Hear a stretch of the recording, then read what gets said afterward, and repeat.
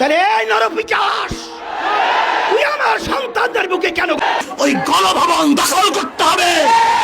জনগণের গণভবন জনগণের কাছে ফিরিয়ে দিতে হবে ইনশাআল্লাহ।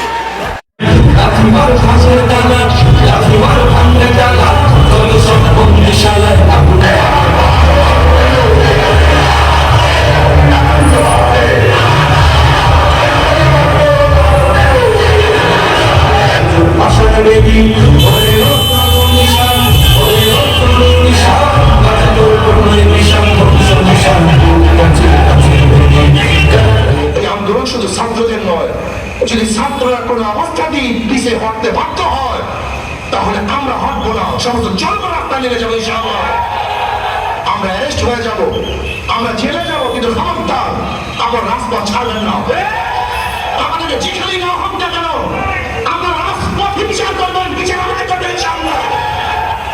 ইতিহাস জানা আছে, হিরামের ইতিহাস আমরা ভুলি নাই, সাদ্দাতের ইতিহাস আমরা ভুলি নাই, নমরুদের ইতিহাস আমরা ভুলি নাই।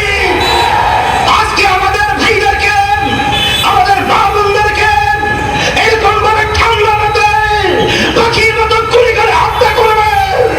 আমাদের ঘরের মালিককে বসে বসে দেখবো, তাহলে ওকে বলে না কে শান্ত করে ওদেরকে চালাতে হবে। একমাত্র দলীয় রাজনৈতিক ব্যানারে মাঠে সক্রিয় ছিল পীর সাহেব চরমনায়ের নেতৃত্বাধীন ইসলামী আন্দোলন বাংলাদেশ।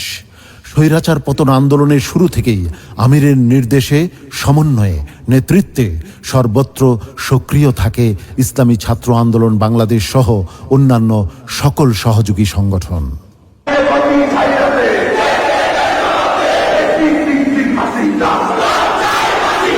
সাইঅ্যাপস, ডাক্তার সিরিয়াল, বিল পেমেন্ট, ক্যাশব্যাক, ব্যবসা বৃদ্ধি আর অনলাইনে আয়ের সুযোগ সব এক অ্যাপে।